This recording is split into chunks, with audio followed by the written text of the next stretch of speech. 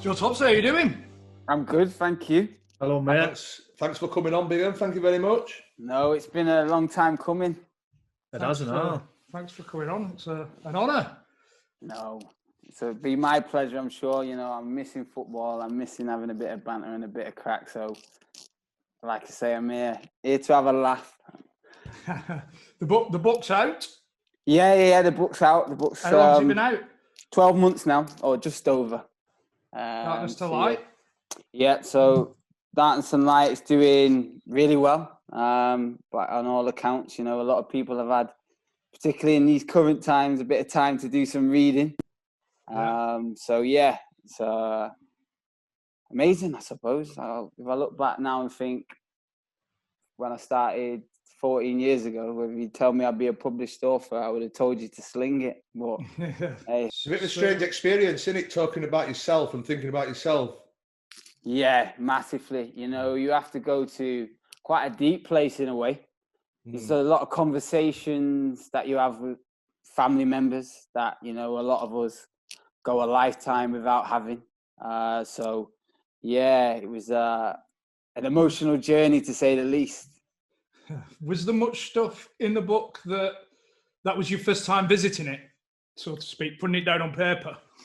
Yeah, when you put it like that, definitely, you know, there's not many people that write down and go back, particularly over some quite traumatic experiences, and then start to ask for other people who, you know, has been involved in the story, their opinions and their emotions. So in a corporate world, they use the word cathartic, and I tend to use the word draining. I'm glad you let us know that, Big Man. Cleared it up. I was about to Google cathartic then. I didn't realise you were Man U, mate, when you were younger. Yeah, no. So that's where it all started. It's often the case, you know. I think it's been well documented for me. I didn't have the best of upbringings. I wasn't originally born in Manchester. I was born down south. And my mum, she suffers from mental health issues. A magical woman, an unbelievable lady, but sometimes life does get on top of her. And at the age of 8, you know, me and my younger brother, to stop us going in to social services and care, got brought up by my auntie to Rochdale. And within the space of, I'd say, 6 months, my mum come off the psychiatric ward. She was well. We started a new life up here. And yeah, Man United came calling. So it's like I had the golden ticket as a kid in a way. So did your mum move up from down south up to Rochdale then? Yeah. So she was originally born up in Manchester, but had found her way down there. She'd met my dad. And obviously had me and my younger brother, and literally, when I look back, it was carnage, absolute carnage. Growing up in Bath, you know, everyone I say that, and people have been and visited, like, oh, what a wonderful place. No good if you've got no money, you know, very expensive place. And we didn't have a pot to piss in. So for me, I had to grow up quite soon and quite quickly. And then obviously when I start to understand a little bit about what my mum suffers from, I had to become the man of the house. But I always felt with football that, you know, once I got to training, once I crossed the white line for hour and a half, 2 hours, it was time for me to just do my best to just shut off from what was going on at home. Forget all about it. Yeah, definitely, because that was the first diagnosis with my mum at the age of 8. But for the last, 23 years, she's been in and out of hospital. And then there's other stuff that, you know, you get on top of that. And then when you become a parent and a partner and a husband, you've got your own life and your own shit to sort out as well. Yeah. And I can imagine sort of 23 years ago, it weren't as, not well documented, but it weren't as well educated a problem as what it is obviously now. Yeah, 100%. So if you say like about my mum or anybody that knows her back then, they'll always say, oh, she was just a bit crazy, you know, a real live wire. But there's two sides to bipolar in a way, and it is something that obviously we talk about mental health, particularly in football now as well. I've had to learn through life and life experiences. So it's like I say, it's just that you look at loads of unbelievable people, that fine margin between, you know, brilliance, genius, and mental health issues. It's touch and go. We'll obviously go into it later on, but do you think the fact of that you had that really tough upbringing, do you think that helped you when you got your first and second diagnosis?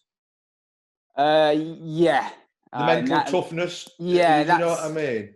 That's something that is like usually the first thing after a talk. Like, can resilience be taught? I think it can if you put yourself in positions where you might be vulnerable and you can be scared, or you could be potentially embarrassed. So I can have a laugh with the best of them. You know, we've got no shame in taking the mick out myself. But yeah, mental toughness is something that is massive in anything. You know, we talked about it before we came on about corporate football. There's so many things, but that mental resilience and that mindset to be able to continue to go on no matter what is what sets people apart, I suppose. Who did you come through with, Joe? Like when you were 10, 11, 12, who else was in that age group? Players wise, there's quite a few, and it's only when I look back at my career now. Start at Man United, there's only one way you're going, and you tend to like filter down the leagues, but there's loads. So the likes of James Chesters was in my team, Tom Cleverley, Danny Drinkwater, Ben Amos, Danny Simpson was a year older than us.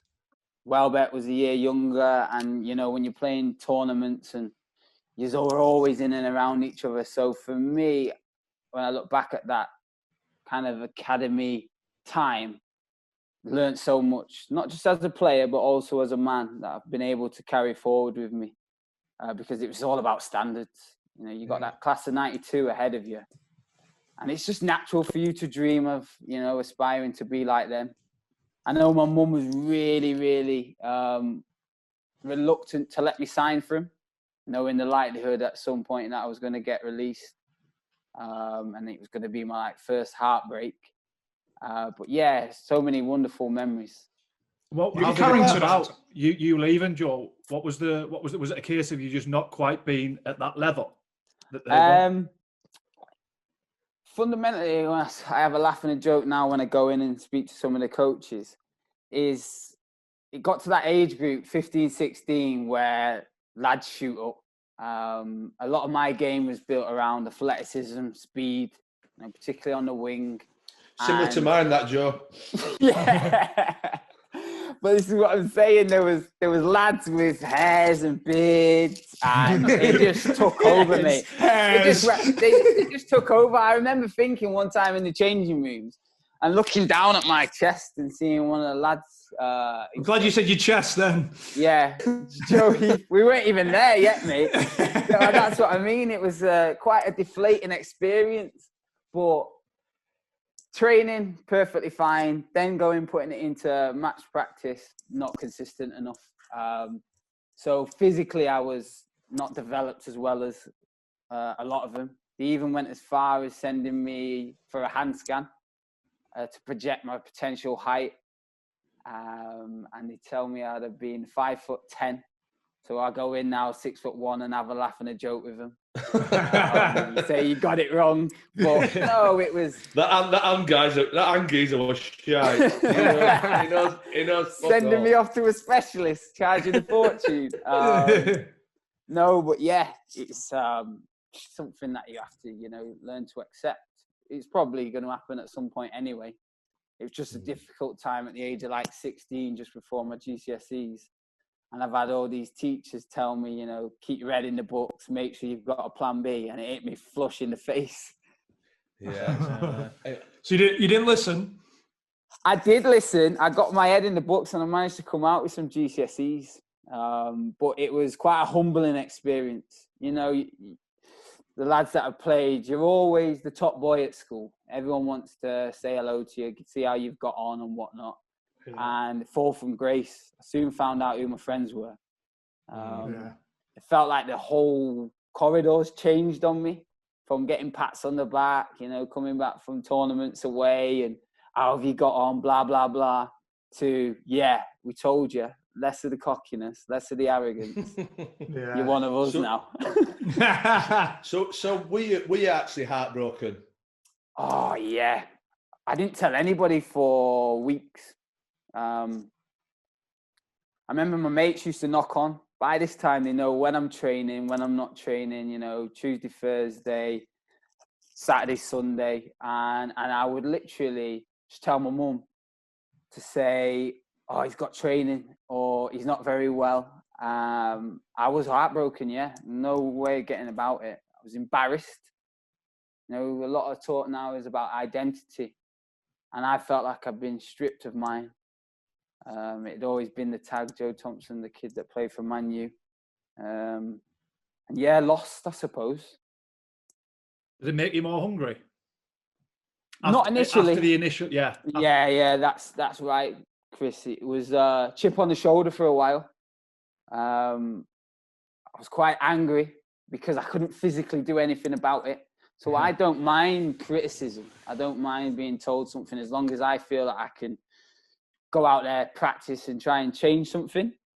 But at that age, testosterone, you know, all those emotions. And I felt aggrieved, like I was owed something and it wasn't the case.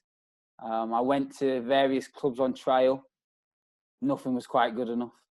I've been fortunate enough to be at Man U where they've done the transition from the cliff, all the nostalgia, all the names, to go into shiny, brand new Carrington, and pitch is immaculate. And I just remember turning up at various clubs thinking, what's the groundsman been playing at here? It's a shite. Get that groundsman over here. Somewhere along those lines, John, yeah. Particularly as I played on the wing, so I'd always look down the line and I'd thinking to myself, Jesus, he's had a few pints last night when he's gone out and rolled this pitch this morning. The groundsman's having 2 weeks in Bella Medina. That's it. And the grass is up to my ankles, but I was spoiled rotten, mate. So it's something that it was a real eye-opener. And I had to get to grips with it, like you said before. But initially, no, I felt hard done by. And I mean, I don't mean to disrespect Rochdale at all, but you signed for Rochdale, and as a young lad, you kind of think, fucking hell. Did you feel like I've gone from Man U to Rochdale? That kind of mentality, as if to say. Yeah. And at the time, Rochdale were in League Two. So I'd gone from, you know, Man United winning everything. Granted, it's nothing to do with me, but you're in and around that environment, to then literally falling from grace. And it was my PE teacher. My PE teacher at school noticed it as I was going through my GCSEs. He said, "What's up with you?" And in the end, I confided in him and told him. And he said, "Well, why don't you go to Rochdale? You know, I get it. There's loads of clubs that want to look at you, but go and be a big fish in a small pond." And I did, reluctantly. I remember going down to training. Bear in mind, I only lived like 10 minutes from the ground, so I'd passed it so many times, but never ever thought. I'd even had them when they was at school, you know, they come in and they're doing a little five-a-side tournament. I always say, "Oh, you should come down to watch." Yeah, I'm at the cliff. Yeah, steady on, mate. You know what I might mean? play against you in the third round at FA Cup. Yeah. But any other lad at school, Rochdale come knocking on the door. They're over the moon, aren't they? Oh, massively. And yeah, but I had to realise that this is where I was at. And if Rochdale were willing to give me a chance, I was very, very close to falling out of football, as so many do. So did you feel then when you got in at Rochdale, were you the big fish in the small pond in terms of ability? No, not at all. So again, a quick learning curve. Obviously, like I said, physically, within the space of, I signed for them YTS. And this is the first time I met Keith Hill. And he was manager of the 16s going into the youth team. And even when I first met Keith, the first time I went down to training, I had my little cubic zirconian earrings in. And he just went, fucking take them out. Whoa, nice to meet you, mate. He's like, it's not at Man U now. I was like, yeah, I can see that.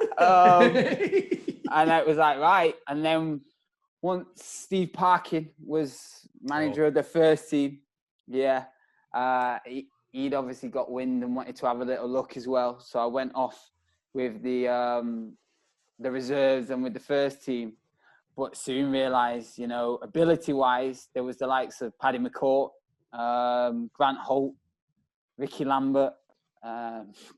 So then straight away, lads in, throughout the league have got bags of ability, but I would think the difference really is up here. Mindset and being able to consistently do it and a bit of luck. So, yeah, it was get to grips with this and get down to hard work. That's the Still, thing. like, you're sick. Sorry, mate. Come on, mate. What are you, 16?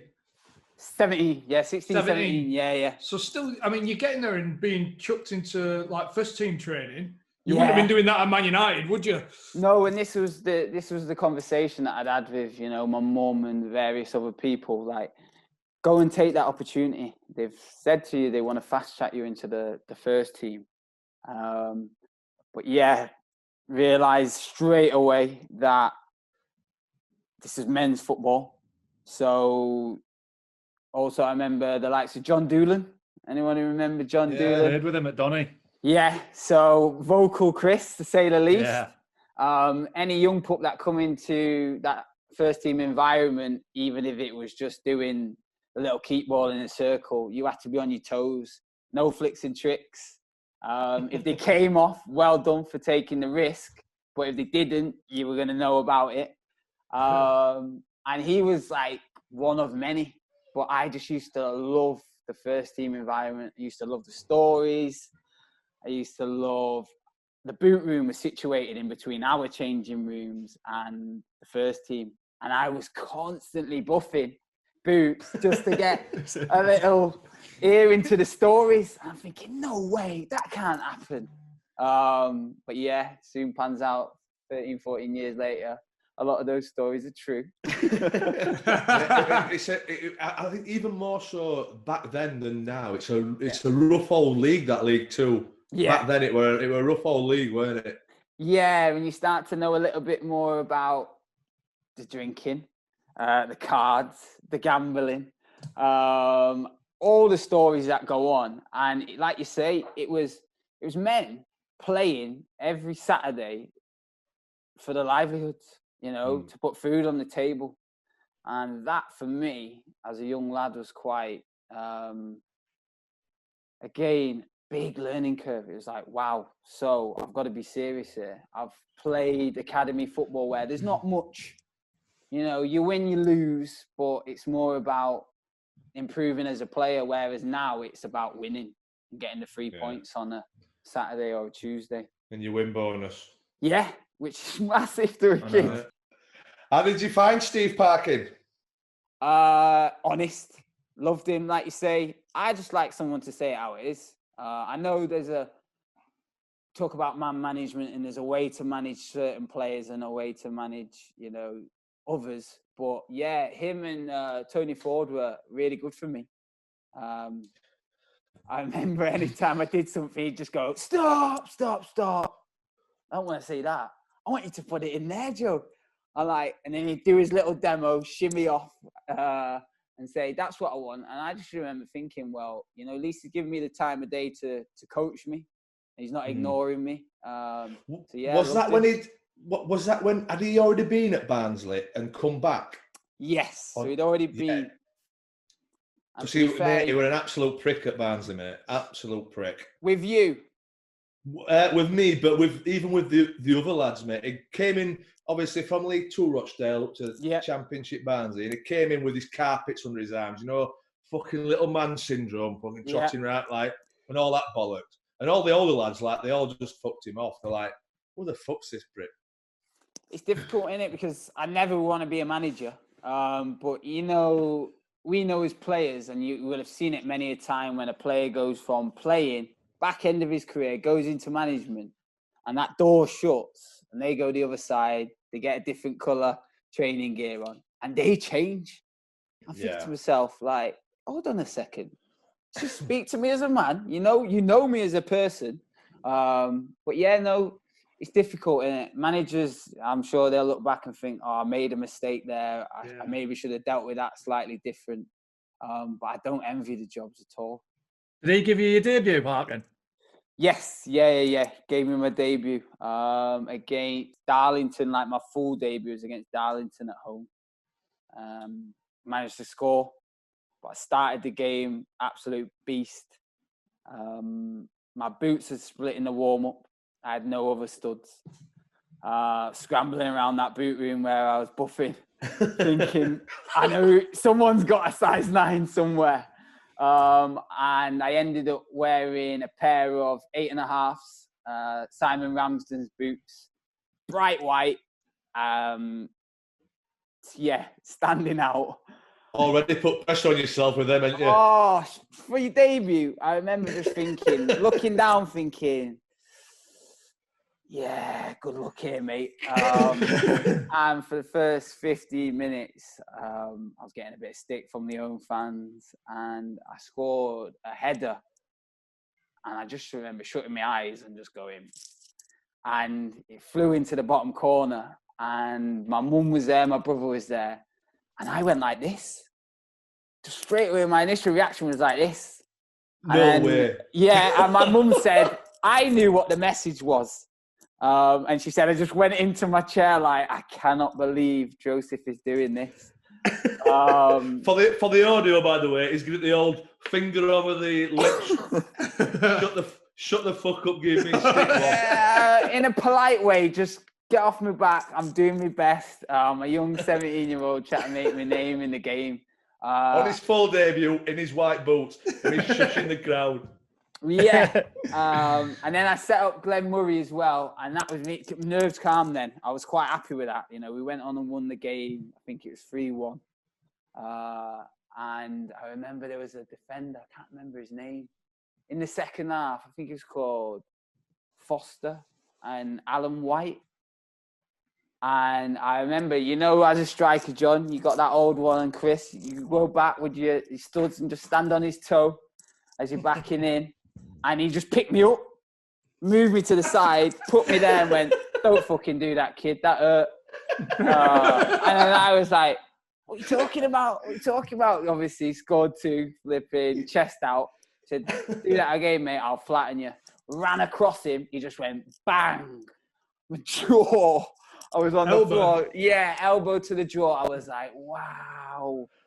What is going on here? Shouting at the referee. The referee is none the wiser. I just remember thinking, time to grow up, mate.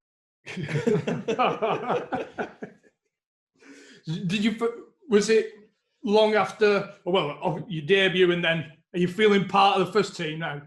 Yeah, it was, like I say, as soon as I was in that first team environment, I would get in earlier. I would do all my work, all my stuff, my pre-ab, all of that. And then I just want story time for half an hour before training. And then I would take forever after training. I'd get in the gym. But I knew all this time I was being super professional. I was a sponge. I wanted to know more. Yeah. And then when I was unable to drive, couldn't afford to drive, so I'd always jump in with the lads to training. Again, story time.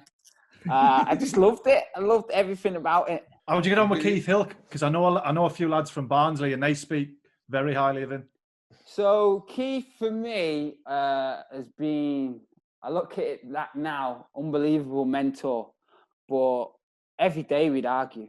You know, we'd talk about first thing I'd walk in the door, you'd have to walk past his office, he'd have it wide open. He'd seen you come in the car park anyway, really mad on like punctuality and what time you turn up. What are those you've got on your feet? And I'm thinking, Keith, you don't know about these IMAXs. Never mind, mate. Oh, it is a jacket. He's like, what's that? Young Pretender, he used to call a lot of us. And there was one time where we all went out on a Tuesday night into Manchester. There was about 10 or 12 of us, but the young ones. And it was, what was the night called? What was it called? Can't remember. Tuesday night. No game Tuesday night. Game on Saturday. Doing well. Yeah, sack it. Let's get out. Young, free and single. Fancy myself with the girls from time to time. So get in, and about an hour later, Keith and Flicks turn up. Walk in. David Flitcroft. David Flitcroft, yeah. Keith and Flicks walk in. Everyone scarpers. Never seen lads shot off as far to the toilet, as fast to the toilet. Well, get myself in. Get myself in this little booth like this. Not got the flat cap on, has he? No, he's not got a flat cap on. This is pre-flat caps. And he just went, well, get us a beer then. Bear in mind, I didn't really drink properly. Never, ever. I was like, sure. He was like, well, what you're drinking there might as well be pop. I was like, all right, mate, no problem. There's your drink, gaffer. What does Flicks want? Anyway, from then on, we was called the Young Pretenders. He would always reference every time we make a mistake, it was because we was too busy on a Tuesday night giving it the big un in Manchester. But yeah, he was tough. He was a tough taskmaster, to say the least. And he always wanted to have a little dig at me, but just batted it off. I think that's great for him. That's premeditated, and he's found out where you're all going, and he's like that to Flitcroft. Right, come on, we'll show him. This is it. Still wanted to know who the snitch was after that, but never mind. We thought we had it all under wraps. Waltzing in like Travolta. Yeah, that was it. And then I know after that, he would come. Say we were training on a Wednesday, he would come in and go, none of yous were out last night. I was like, what are you talking about? He was like, I drove into Manchester. I dipped my head in. I did a little once round and none of yous were there. Thinking, what is going on here? He got nothing better to do than drive into Manchester on a Tuesday night. Has he got more eccentric the further down the line? Because obviously coming from Barnsley, I used to hear some of his pre and post match speeches on the radio, and quotes. And he sounded like an absolute fucking loop ball. He's definitely got more eccentric. He's not changed in ways. He was a lot more aggressive, particularly at the start, because he'd just come out of football as well. I don't think he'd long been retired. I think he finished up at Morecambe, I think it was. But he loves football. It's all he ever wants to talk about. So if you've not watched the game on Sunday at R4, and then he's quizzing it, and he's got, the analyst guy with the board up and the screen and all the TV stuff, then do you see this? And if you've not seen it, you're in trouble. I just used to think later down the line, thank God for Twitter and BT highlights and stuff like that. So you didn't have to watch the game, but you could just see what had happened. Yeah. I saw his one. I seen Alsane Arctic, Gaffer. You're right. Don't quiz me too much more because I'm going to be struggling in a minute. Alsane Arctic. Yeah. And be like, do you see what Sterling did on the other side? I'm thinking, what did Rio Ferdinand say about Sterling on the other side? That's it. He got himself into a goal scoring opportunity. Well, you said you got promoted yeah. later on, and then he left. Was it the end of the next season? Yeah, so we fell short twice. We got beat off a good Stockport team at Wembley. He left me out of that squad on that day. Devastated. The following year, we got beat off Gillingham in the semi-finals over 2 legs. And then the third year, we got promoted. And we got pipped by a very good Bournemouth team and obviously a very, very good Notts County team that were looked after by Sven-Goran Eriksson. And we were flying up until Christmas. but we just ran out of steam. Young team with not lack of experience, but lack of legs, particularly in that final, quarter of the season. And we just fell a little bit short, but we came third. But yeah, unbelievable times. We managed to nip to Marbella during pre-season standard. We even got a little cheeky one in January, where we didn't do any training for 4 days. But it was like tumbleweed on Port Banús. Couldn't find anyone for miles. And then when just keep Phil wandering up and down the strip looking for the party. Yeah, well, as a team, it was like, right, lads, I just want you to recharge your batteries. Got a great hotel, swimming, table tennis, a little bit of football. We'll do some, little knockabout and have a few rondos and whatnot. And try and get the kitty and the whip up for our night out. So when we do step into Banús, you get on that corner, as we all know about, nothing. Tumbleweed, rain, an odd police car rolls by. So I think it was myself and Liam Dickinson. Oh, yeah. Yeah, Dicko was on loan. He was like, we got to do something here. The lads are struggling. I was like, I know. Let's ask a taxi driver what's what. So I asked the taxi driver, and he was like, if you go up the Golden Mile, there's a Spanish night. I was like, right, okay, what's it called? So I said to the taxi driver, I said to lads, a mile up this road, it's going off. We're going to have to be a bit chameleon-like, because we're going to stick out like sore thumb. But once we get in there, so we open up these massive doors, and there's just a full-on Spanish hip-hop salsa night going on. I remember looking back at the lads, thinking like, this is like something out of Entourage. They just went whoosh. Every one of them just went off in different directions. They were just like, yes. And we'd done on that whole trip with a physical conditioning guy, a guy called Guy Proctor, who worked in the off-season at a prison. So pretty serious guy. He brought this whistle, and any time this whistle went, you had to get in an army pose that you picked out. The little figurines, the little army soldiers that everyone used to play with until they started playing Fortnite nowadays. You'd have to do that pose. So whether it was restaurant, airport, nightclub, do the pose. Get to this nightclub, the whistle gets going. Ryan Barry Murphy gets hold of the DJ and tells him what's happening. And it is an unbelievable scene. About 100 people are joining in. No one's speaking. Everyone's blowing the whistle, get into army pose. DJ plays the tune again. Off we go. Amazing, mate. Like, gone from the worst night of my life to the best night. And yeah, everyone was in it. And then we get promoted, like you say. Amazing day. First time in a long time for anybody associated with Rochdale. To get promoted after those 2 tough seasons was amazing, because lads, when you've been promoted and you've been in the playoffs, you've got about 3 or 4 weeks off. Yeah. It's hard, isn't it? It's hard. It's just like... It's a proper slog. Then when you've got Keith Hill still barking the orders, I just remember thinking, not give it a day off. I've barely had a week off here, and I'm hearing this voice again.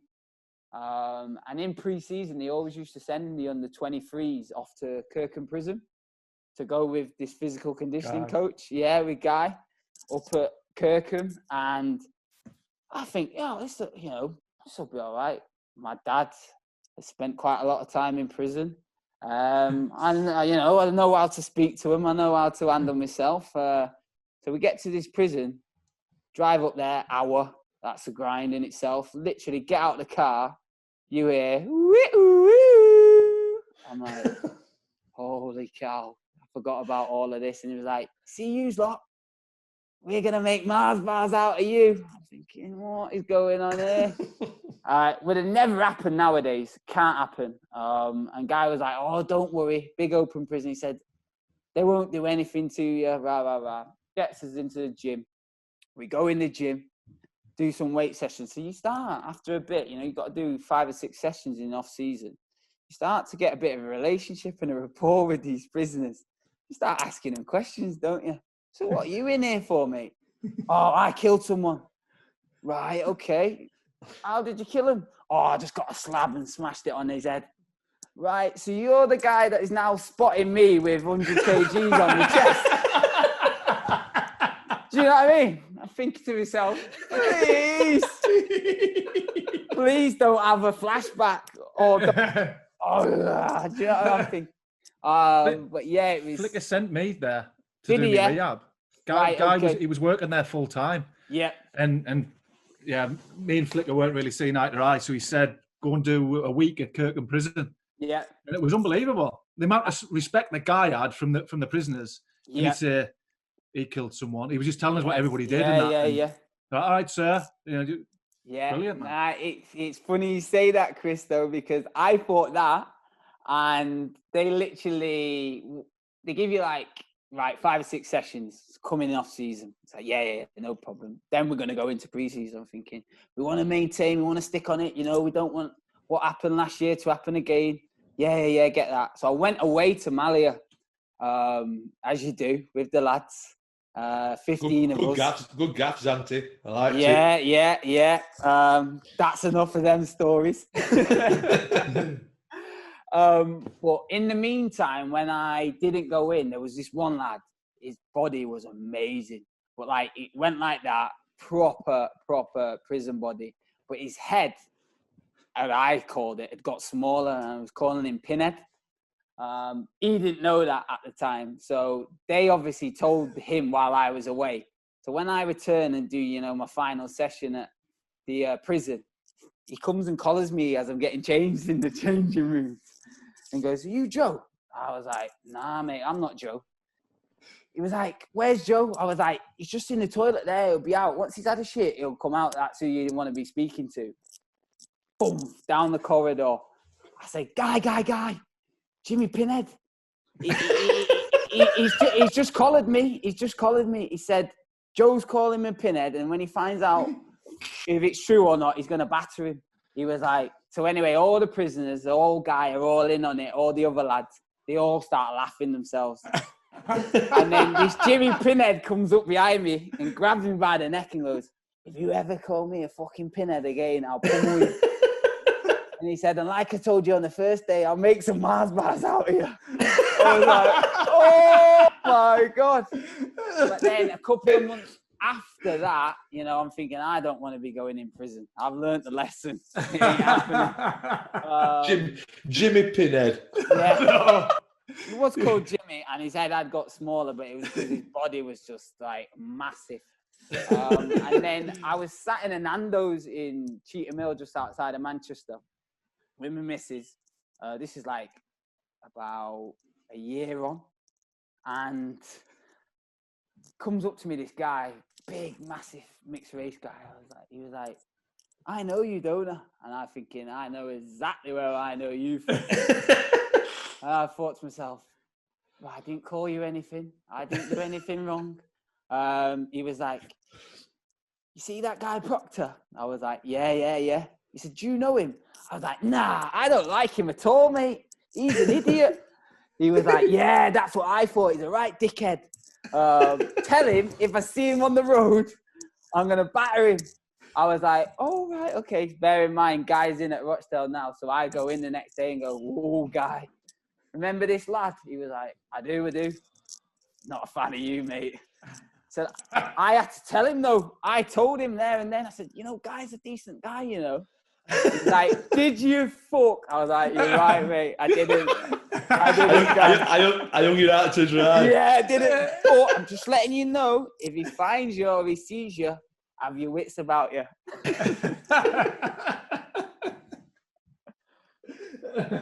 Jimmy Pinhead. And that's got me, that Jimmy Pinhead. I've been training with a pro ball in a sock, have I? Well, this is what you say. So, when you didn't know where to take the banter sometimes. So, sometimes you do a session, a massive weight session, and then they say, "Right, have a little, knockabout with badminton rackets." And bear in mind, these lads are doing this every day. So gym is their life, you know, just to have that hour and a half doing it before they go back to their cells is their release. So even like when you're playing badminton with them, you didn't want to say like, ooh, that was a bit like, you know what I mean?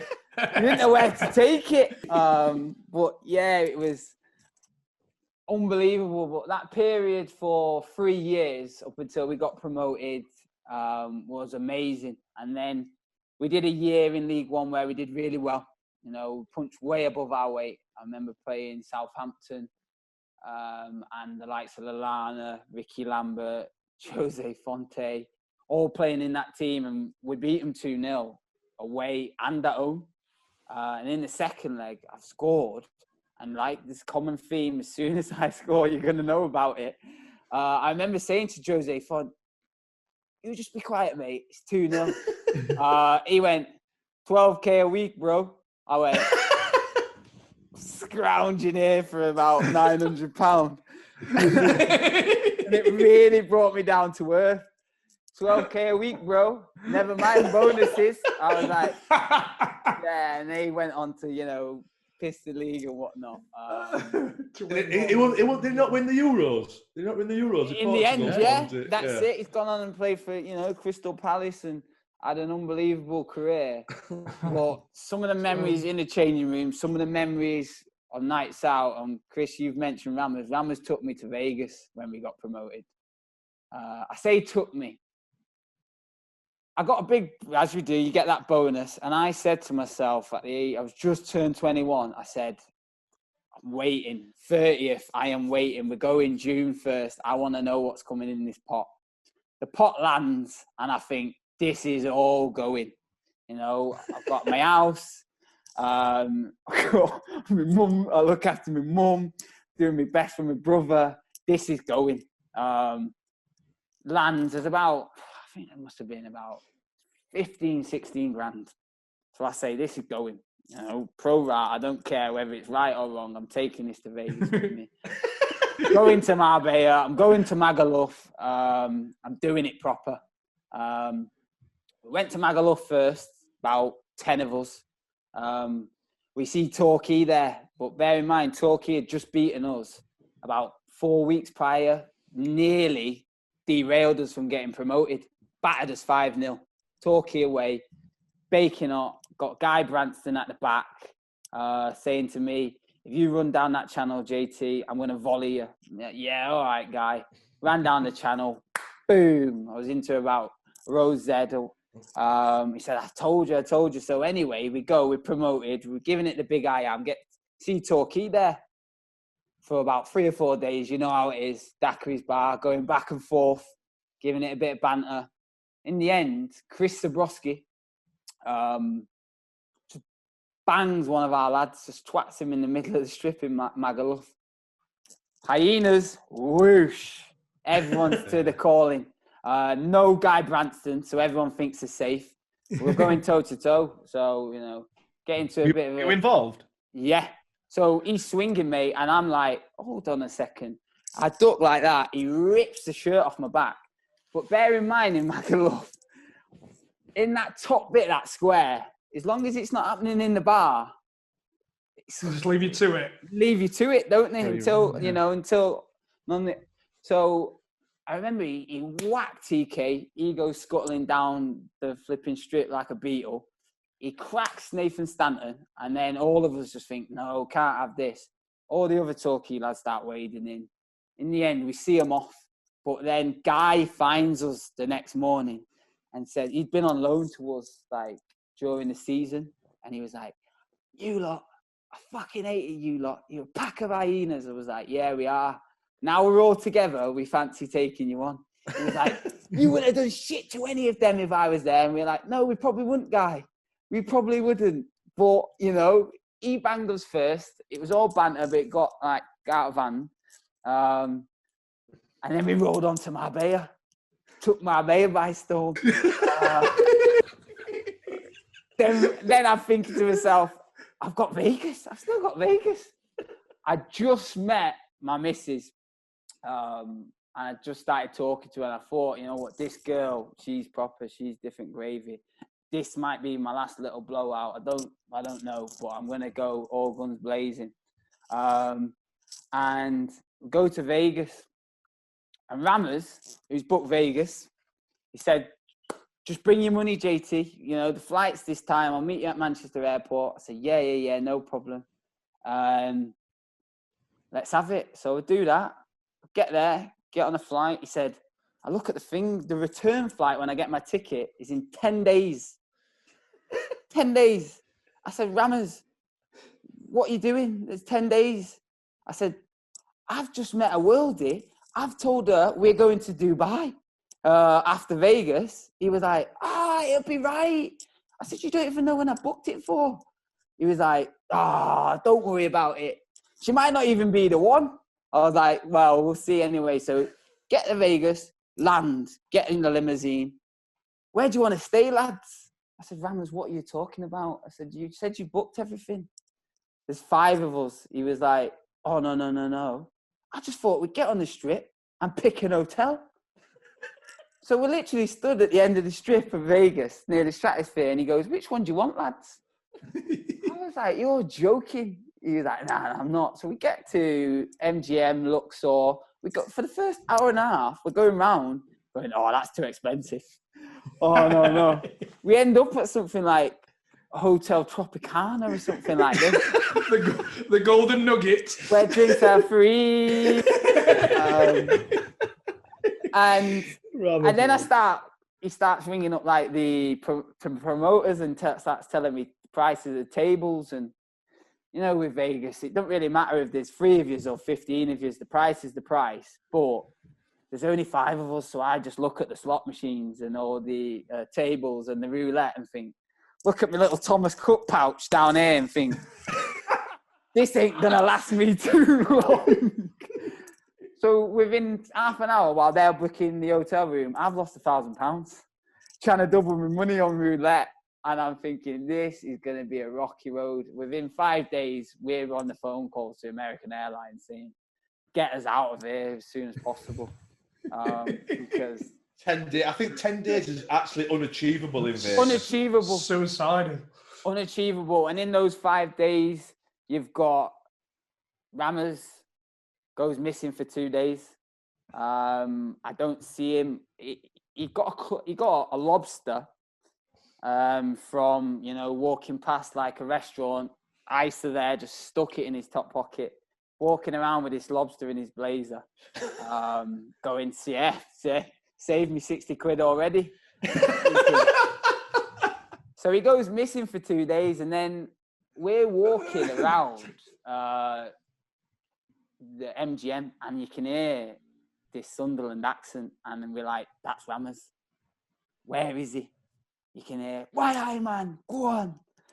Give me more, hit me. I'm thinking, he's somewhere in this vicinity. We get to Rammers, find him, he's with this American guy. He was like, this guy is my new best mate. You lot can fire off. He was like, what are you talking about? We've been searching for you for 2 days. He's still got the lobster in the pocket. Telling you, he stinks. He's not changed his clothes. He stinks. He goes, and then you see his pot on the table. He must have about 20K. And I know that he didn't have 20K when he started, wherever he went. And he was like, look at me, I'm living like a king. He's on blackjack. And he goes, this guy here, every time I've gone bust, he just give me more money. And he said, this is my last pot. He's got to get off. So I said, yeah, it is your last pot. So anyway, he puts his money down, puts a massive whack down, and he's waiting for it. Blackjack comes down. Ace comes down. He goes, yes. Why I go on, Sunderland? Why I? I'm thinking, right, we got to take Rammers here now. We got to take him out of the way. He's got about 25 grand, and he just goes, right, lads, we are going to live like kings tonight. We ended up on a table next to, who was it? New York. It was New York Jets and what's the baseball team? Yankees. The Yankees. Right, numbnuts, Dumber and Dumber, and me are sat in sat in a table in the VIP with all these lot thinking we're giving it big spuds. On rammers. He's still got Sebastian in his pocket. Yeah, he's still got the crab there, mate. I'm telling you, like, it's the first time I really drank as well. I remember an old lady put me to bed pretty much. She put me in the lift and said, "You've got to go to bed." I didn't know what time it was, what day it was. And I come home and I've obviously come down off it, as you do. That flight back, the that worst flight back's ever. the worst 10 hours of your life, innit? If it wasn't for when I returned from my stag do, it just cripples. You've done it. Yeah. It Then does. you have 3 days where you feel like absolute death. Yeah. And then the 4th day you're thinking, fucking hell, I wish I were back there. Yeah. I wish I were back. How were you then getting into pre-season after your summer of debauchery? It was weird because I was perfectly fine. And then we did really well in League One. And then, like I say, the squad, because, you know, scouts come down and various clubs start showing interest in all of us. The team got dispersed. It went in different directions. Yeah. Keith moved on up to Barnsley, took quite a few of the lads. The Fondra go? No, Alfie didn't go. So Alfie now, by this time, had moved on to Rotherham. And was scoring loads of goals with Popey and Kevin Ellison. Big Kev, man. Big Kev. Did you get? By the way, did you get to Dubai with your yeah. Summer? Oh. Fairy tale now, 10, 11 years on. Well, so you were right then. Yeah, I was right. Not right on everything, like, but yeah. So yeah, that was our first holiday, me and Chantel, and we're 11 years on now. You went big first time, didn't you? Dubai. Jeez, yeah. Like, I mean, you usually talking Loretta Demar, aren't you? Or Bella Medina. Yeah, Bella Medina for 4 days. You don't really want to see too many people as well, do you? In case it goes wrong. But yeah, I went big and it kind of paid off. I think probably inspired by Vegas. Go big or go home. Who got the job after Keith Hill then? Chris Beach took hold of it for a little bit, and Steve Ayres took hold of it, and it's probably a bit too soon. He'd been academy manager at Man City, so he brought like the likes of Micah Richards through, your Ishmael Millers, your Two Who's. So he'd done really well. He had your Stephen Ireland at some point as well, but he found it quite difficult to adjust to first team football and talking to, you know, men instead of kids, because I remember always thinking when someone answered him back, he would always kind of shy away from the argument. And you know how it is. So did you see that little bit of weakness? Yeah. It is. It's that, well, I think I can chip away at him. So he wasn't there for too long. It was difficult for him. And then I moved that following summer. Got a move to Tranmere. Ronnie Moore? Ronnie Moore. He'd been to a few games. He watched me in pre-season where I'd scored a couple of goals, and then they put a bid in, and then they raised the bid. And you know how it is once it's accepted, you're half out the door, aren't you? Yeah. And I'd seen a lot of my teammates go and play higher and do well. So it was the right time for me. So was that a good move for you then? In terms of... It wasn't a good move. It was the same league, but no, they were a league above, fighting, like trying to get in the championship, and you know, you get sold the dream. This is what we want to do. This is where we see you playing, blah, blah, blah. And I bought into it. I knew within the space of a week that I maybe made the wrong decision or made it too soon. I had a little girl on the way. I had Lula on the way. So those responsibilities of fatherhood, you just don't know what's coming, do you? And I maybe made that move for financial reasons. Years in the bank, innit? Years contracts in the bank, that's how you start to look at it. You're trying to balance it, aren't you? And I felt like I probably was ready as well. You know, like I said, been successful at Rochdale, and it was time for me to move on. But I knew straight away when I went into that changing room, it was quite a lot of big egos and big characters. And even when I sat down with Ronnie on the day I signed, I remember saying to him, like, so where do you see me playing, Gaffer? Say, on the right or the left, you know, sometimes through the middle. And he had his team up on the board, and I said, like, I've met everyone, and where's Ian Goodison? Oh, Goody's in Jamaica. Bear in mind, this is kind of during pre-season. I thought, what do you mean Goody's in Jamaica? He's like, oh, it's Jamaican Independence Day. He's never back before then. And I remember thinking, you what? And then Goody came. He never trained. He was always available to play if called upon. Not the centre half with the dreads? Yeah. Mate, so I'd have right fucking do with him once. Yeah, like. You were a nasty bastard, weren't you? Like, yeah. Like an off the ball nasty bastard though. Super streetwise and horrible, mate. And he was like that with us in training. So when he trained, I remember the first time I trained, I tried to turn him. And he just come right through the back of me. And he just said, don't do that, Tomo. I was like, wow, geez, this guy's not messing about. But yeah, like you say, when he went on the pitch, he was horrible, mate. He was always scared that he'd get sent off and you'd come down to 10 men. It was often the case sometimes. But yeah, for my first year at Tranmere, it was... you just find it difficult to fit in?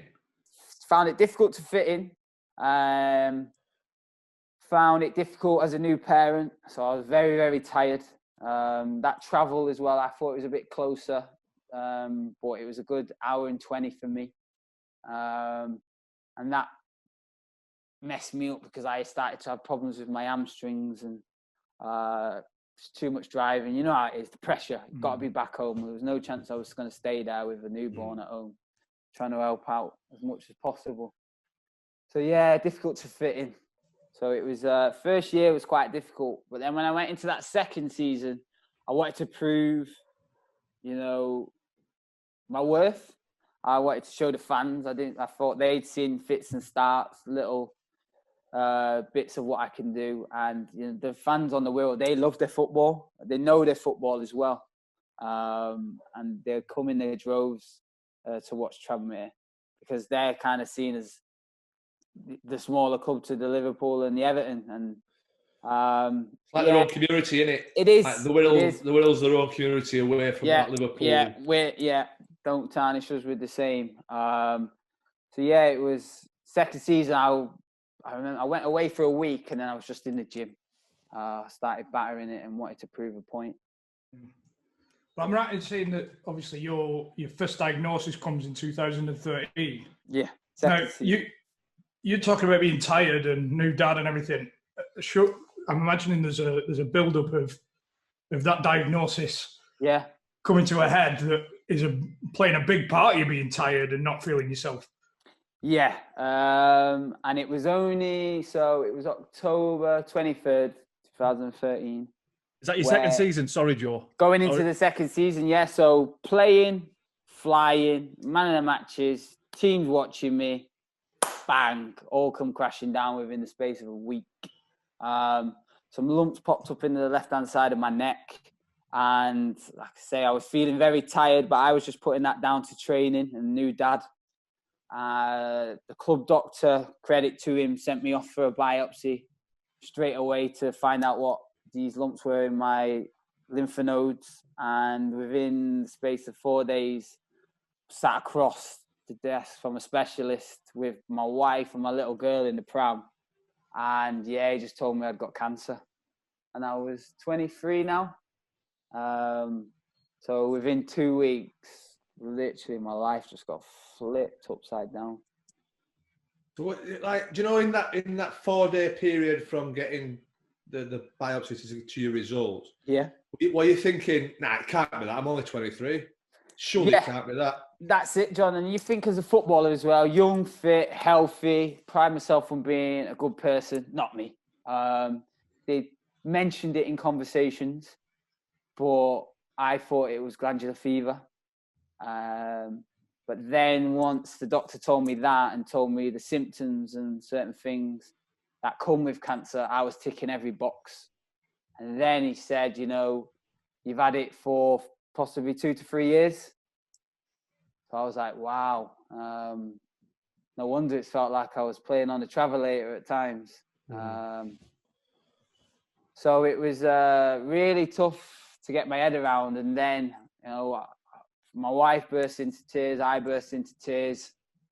I remember then looking at my little girl, and, you know, parents, I saw all the little moments that I could potentially miss.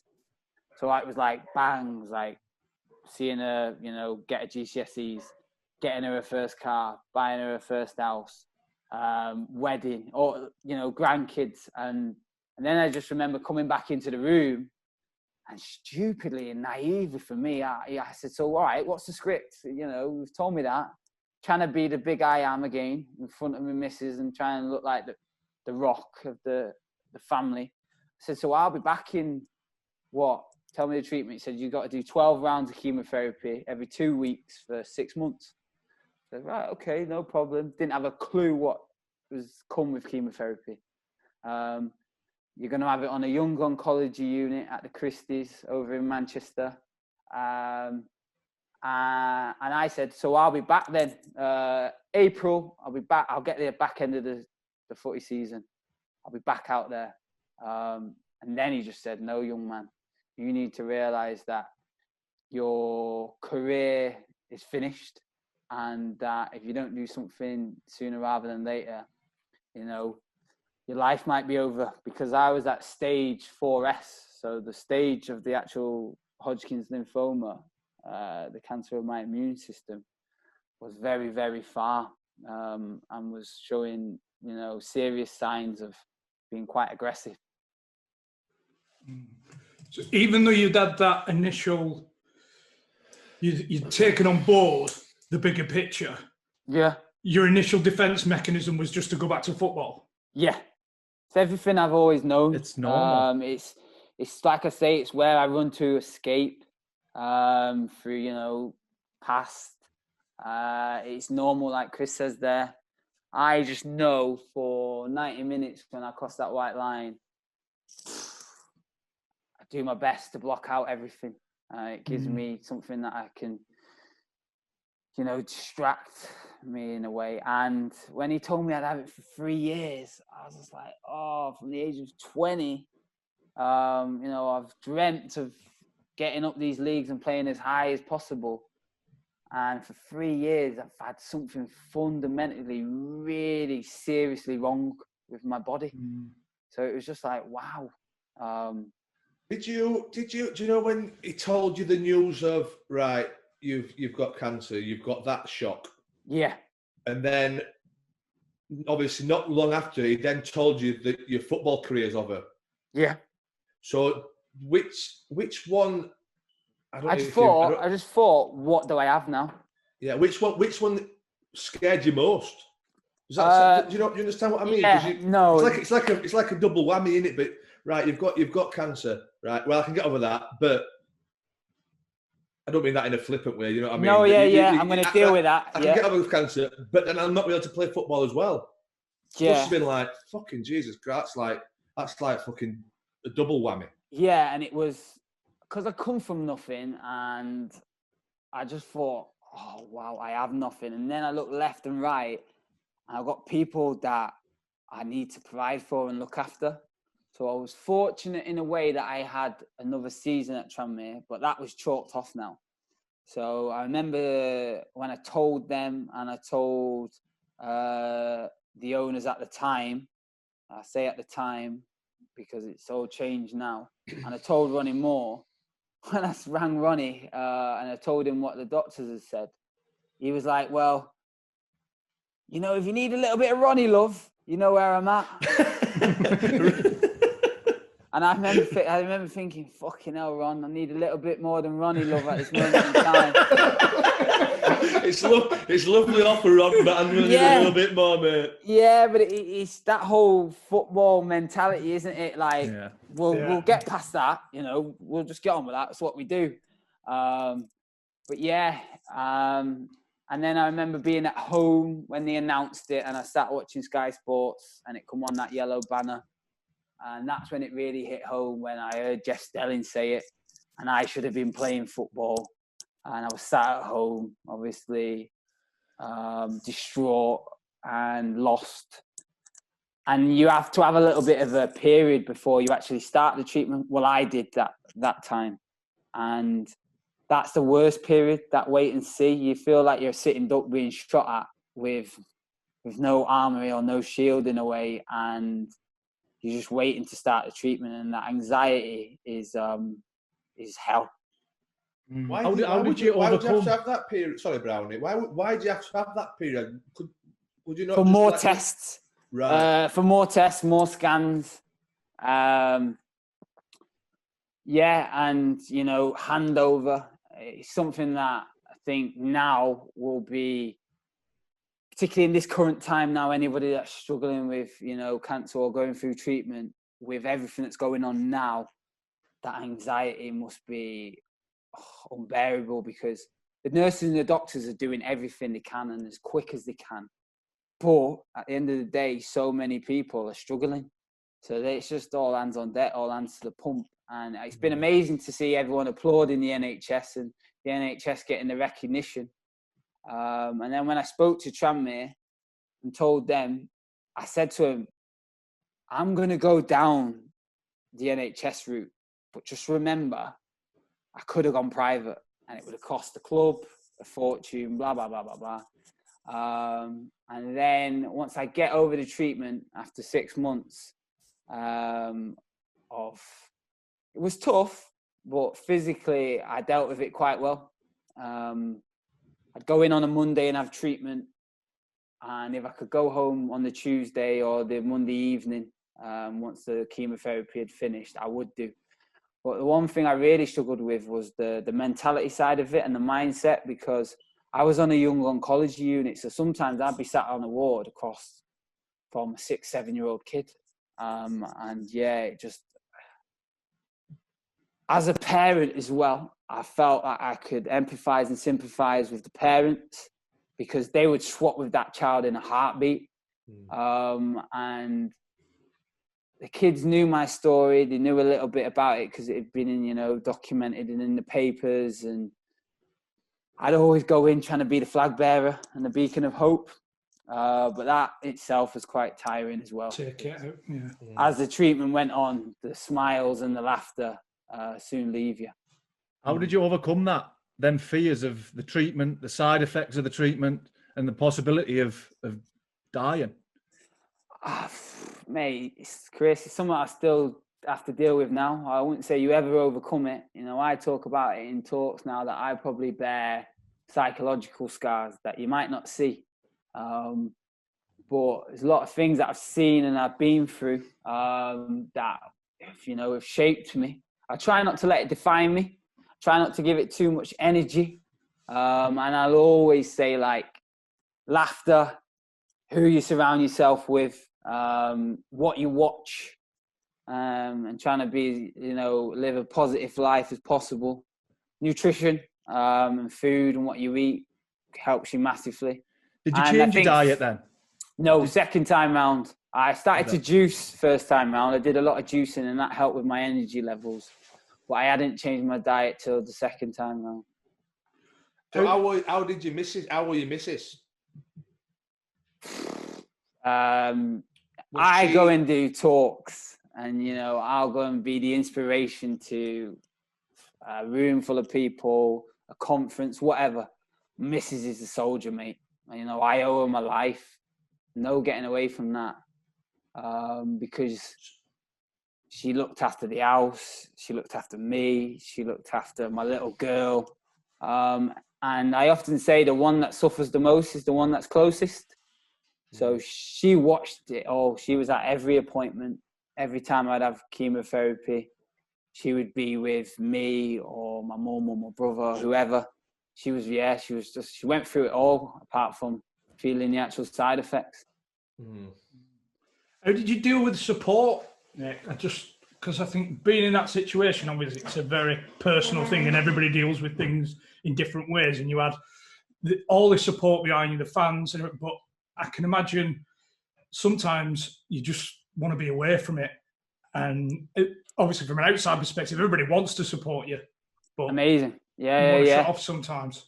Yeah, so in the middle of the treatment, I went to a Tranmere game. They were playing Preston at Deepdale, and it was the first time they did the minutes applause on the 7th minute, number 7. And I remember it being overwhelming and started crying. I didn't make a hoo-ha that I was at the game and I was going to be there. And I remember the whole stadium clapping. I remember crying. And that's when I thought, this is going to be quite overwhelming, because you've been brave and you've been courageous, you know, to speak up and talk about your problems. And it's out there in the open. And the footballing world has, you know, really rallied round. And the phone calls from your Paul Scholeses, your Brian Robsons, you know, real class acts that have played high up in, you know, the game was amazing. But then sometimes, like you say, there was times where I just wanted to shut off and hide away. And, yeah. So it was, I'm forever grateful for the support. And it was amazing, because I always think I'm going to war here with cancer with an absolute army behind me. And yeah, it was unbelievable, that feeling, but it also came with quite a lot of pressure. So you come through the battle, mate? Yeah. Battle on. And I mean, when you hear that news, must have been, well, what a lift off your shoulders. Relief, understatement. 6 months. I remember thinking 12 rounds like a boxing match, and the last one, it's knockout, who wins? And when the doctor told me that, I thought, yes, finally get my life back on track. My wife was there again, so, you know, I could see the relief on her face. And yeah, get back to playing football. Was it still a priority, Joe? Was football still a priority? Well, once I'd got that sorted, yeah, it was. I didn't have anything else. It's like with my missus, because Lula was only 1, she wasn't working. So I just thought I have to get myself back to work as soon as possible. And I remember within a week of being told I was in remission, I then got the P45 through the door, Tranmere. Oh, wow. Oh, yeah. That's not Ronnie Love, is it? That wasn't Ronnie Love. Ronnie had been sacked by this time. And that's why I said previous owners to the ones now, because that spoke volumes for me. And I didn't say anything initially. And then I told people that I was in remission. And then I had all the, you know, the Tranmere fans who had been unbelievable and supported me were saying, well, when are you back training?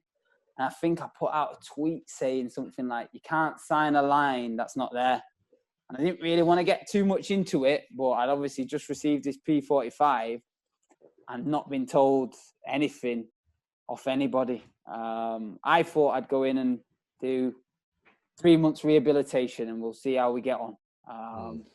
But I saw the ruthless side of football. You know, I was getting paid good money at that time at Tranmere. And for that second season, I'd not really played at all. What really your fault, emotion though, did that bring? No, it wasn't my fault. Not really your fault, you know what I mean? What emotion rides through there? Anger? Yeah, 100%. But I didn't know who to be angry at because it's just, you know, a letter had literally come through. I then open it up, then read it out to my missus, and I was like, shit, I've got to get my running trainers back on here. So just hit the road like Rocky. But a little bit skinnier and a little bit gaunt and a little bit bolder than Rocky and whatnot. So I just, did it on a night time, hood up, run the roads. I didn't live too far from like Manchester and Salford, so I just do the general circuits. And then I remember my agent like being buzzing for me, and he was like, "But we've got nothing, mate." I said, "Right, okay, well, I'm trying to get my fitness up. So you just keep on the blower, see how you get on. No one wanted to touch me with a barge pole because they didn't know, how much the treatment had affected me. And thankfully for me, my old assistant manager, Dave Flitcroft, had now taken over at Bury. And he said that he wanted to have a look at me and to be ready for July the 1st. And I made sure I was, but I was in agony every day. You don't lose faith in humanity at that point, yeah?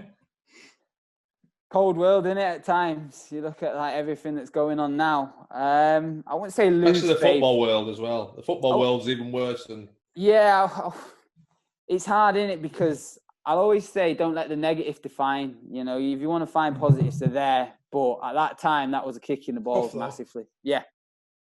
What were you in agony through? Was it just being back to it? The pounding, yeah. So to look at me the first time round, I'd not lost too much weight, but I was very pale. But actually, my body was quite hollow. The muscle wastage. You think about it. You don't do anything for 6 months. And all the treatment as well it was tough. And I did the first day at Bury, and you heard a doo-doo-doo. I'm thinking, shit. Here we go. we know what's coming here. Yeah. We know what's coming. Don't be the first one out. Don't be the second one out, because we know the second one's always the one looking over his shoulder. Waiting for the first one to drop out, which is usually a goalkeeper. And it wasn't me, mate. It wasn't me. I didn't say that. You said it.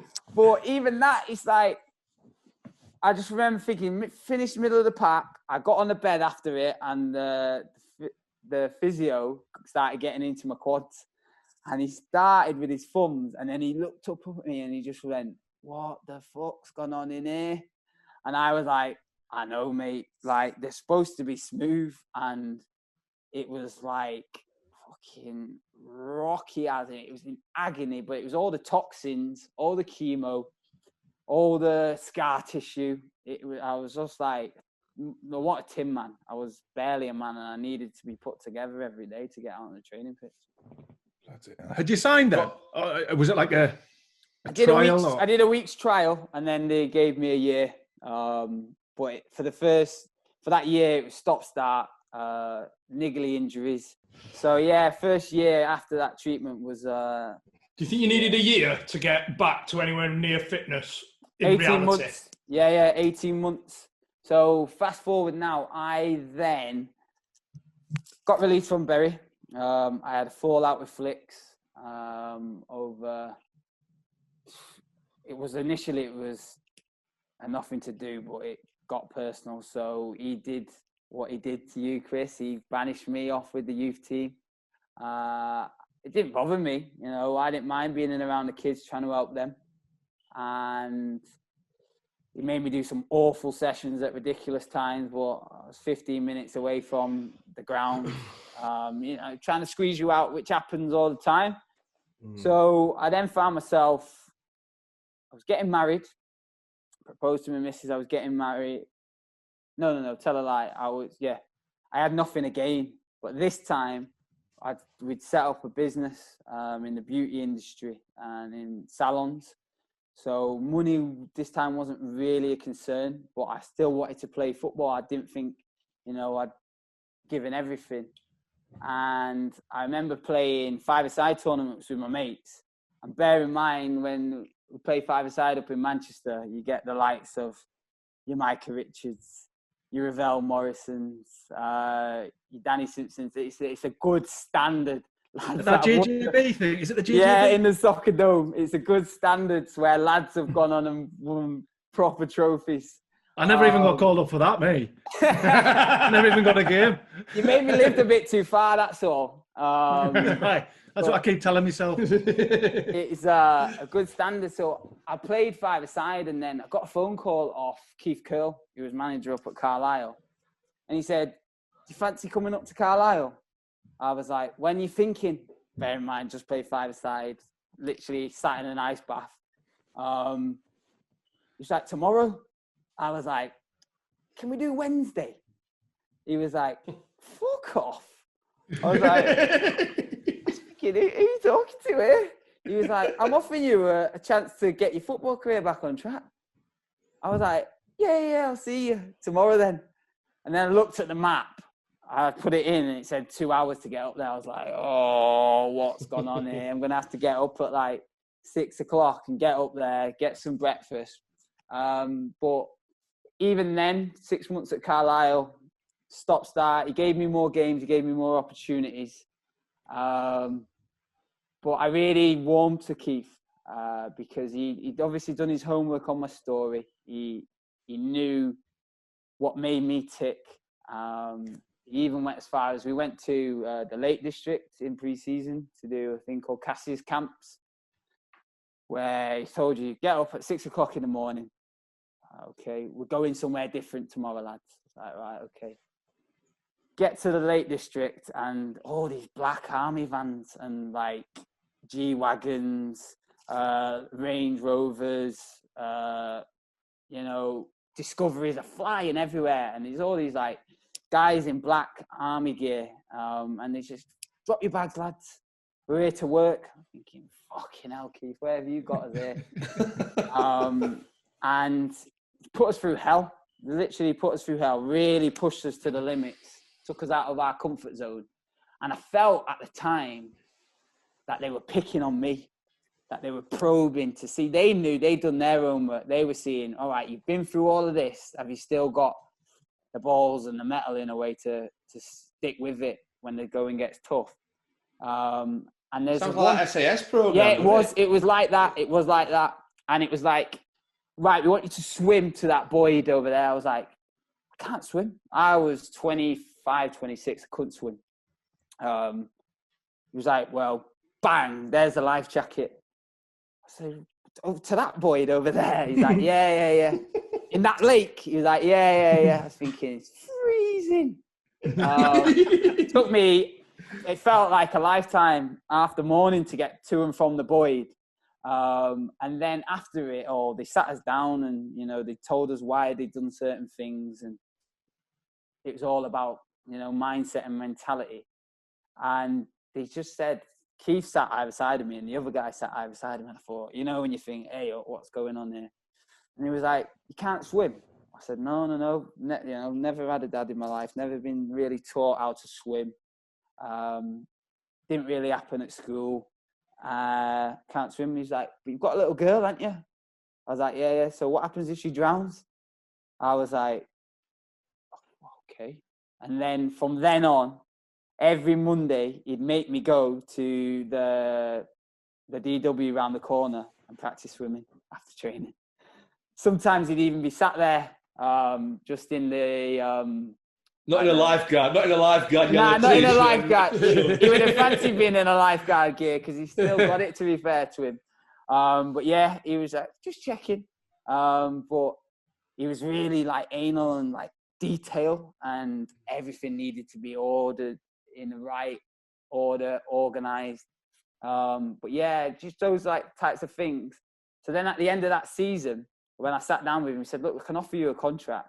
I wasn't on great money now at all. But I don't think you want that because I can't guarantee you a start. I just shook his hand and said, you know what?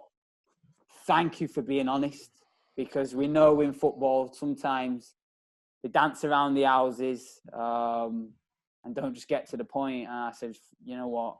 We'll go separate ways. I've got a wedding to organise in Ibiza.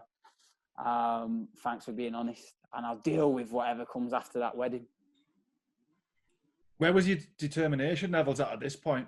You've had a rough couple of years since then on like with your football and stuff. Did you not just think, I was getting I'll to give that it a point. go? Yeah, I was getting to that point, and I felt like that was what I was going to do after the wedding. I'm going to enjoy my wedding, enjoy the stag do, enjoy my wedding, and just see what's what. Yeah. Good wedding?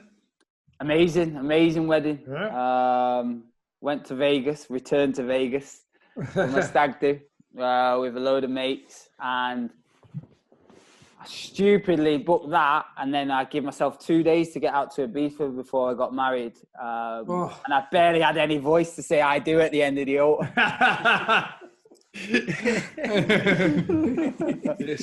Schoolboy, that you need that 3 days before you start feeling all right. We talked about it before, and then on the 4th day, I should have got married and said I do. But yeah, we nearly missed the flight on the way home. Half of them were buzzing. And I was thinking, oh, no chance. I've got to get back to Manchester. So how long after the wedding and everything do you get your return to Rochdale? About 3 weeks. So I went in at Barrow. And I remember my agent again saying, look, we've been here before, mate. There's nothing really coming. So I started looking at other options and other avenues and set up businesses and whatnot. So I was half resigned to finishing football. And then Keith Hill rang me. And I was sat in a restaurant with my wife and my little girl. And he said, are you playing at being a footballer? Or do you want to be a footballer? I was like, what do you mean? He was like, I can hear you in the restaurant. He said, but where's your wage next month? I was like, fucking hell, Keith. All right, Keith. Jesus Christ. And he was like, I've got to fucking eat, Keith. You know what I mean? Hey, getting onto that, John. So he was like, get yourself in here tomorrow and I'll have a look at you. I was like, oh, I don't even know where my boots were. I was like, right, okay. You didn't put the earrings back on, did you? No earrings, but I still went in with rascal gear, stayed true to myself. And he was like, here he is.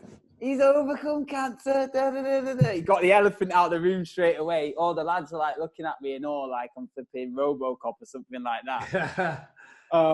And it's brilliant for me to just be back in and around the same environment. I did really well.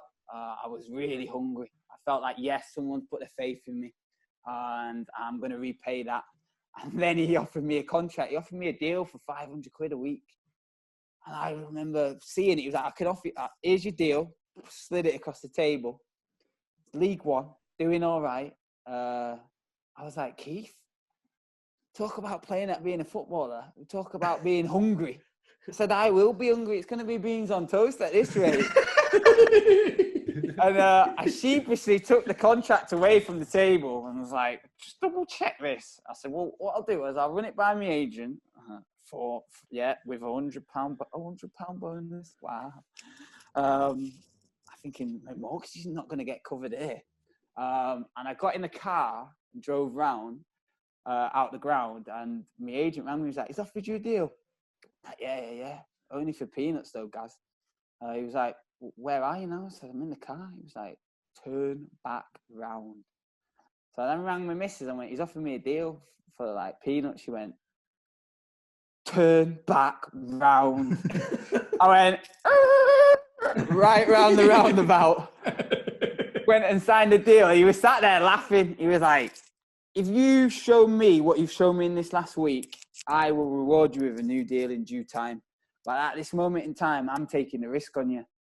So you get that as well. Yeah, I said, when it said, I was like, fair enough. He said, you've played, since you've overcome it all, you've played 20 games.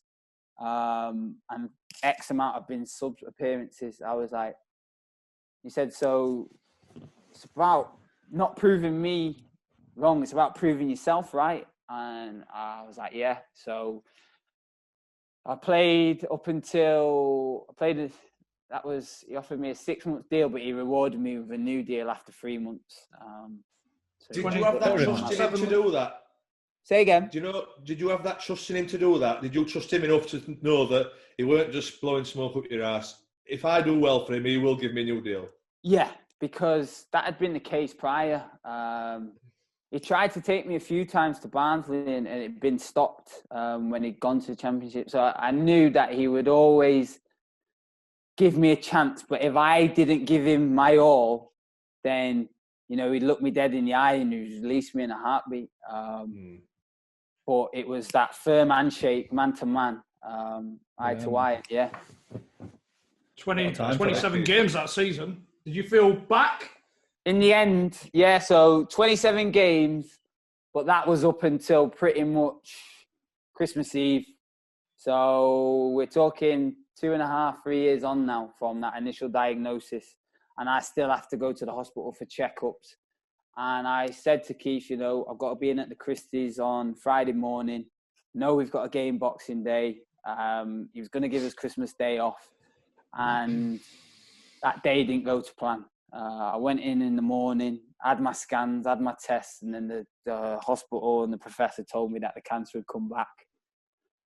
So the feeling then that I felt was anger, because I just wanted to smash the room up. I thought, Were I've you on gone your own through this all time, of Joe? it. No, I was with my missus again. Right, so. But she was coming with me in regards, she was going to drop me off at training. I had everything, you know, my wash bag, all of that set. I was just going to do this, get to training as soon as possible, train, start in Boxing Day. And I then had to ring Keith in the car to tell him that I wasn't going to come to training. And I just burst out crying. And he said, yeah, no problem. Just leave it with me. But make sure you pop in after training and come and see us. So I know now, after speaking to the lads, it was the worst training session for them, because they were getting missiles, rockets, grenades from all angles, and they didn't have a clue. You know, talk about Christmas spirit and Scrooge and whatnot. I think Keith would have been more than a bear with a sore head. And then I went in after, and some of the stragglers were still there, and they had obviously caught on and realised what had happened. And, you know, I remember speaking to Jimmy McNulty and crying, and Conrad Logan and Kelvin Andrews and some of the other lads that were in there. And I just said, look, lads, soldier down, and, you know, when you're in the trenches, I'm going to need you to pull me through. Problem was, this time around with the second diagnosis, is I had one tumour in my chest. But it was of the same cancer, whereas first time around was watermelon-sized masses of tumour. I was riddled. But one tumour. So I said, well, when I come down off it, I was like, well, can we not just take it out? Like, biopsy, operation? He was like, no, we'd paint this room red. You're going to have to undergo more treatment, stem cell transplant, in isolation. And what we want to do is we want to do a wait and see period. So for 3 months, we literally did wait and see. So I carried on playing from Christmas Eve to just before my 29th birthday, March, playing. Obviously, all my teammates knew, everyone at the club knew, but no one ever said anything to anybody else. Was that your decision, just to keep it under wraps? Yeah, under wraps. A bit different this time, under wraps. And then I told everybody again, and it got out. And I literally flew off to Thailand for 3 weeks, because it was always somewhere where I wanted to go with my family.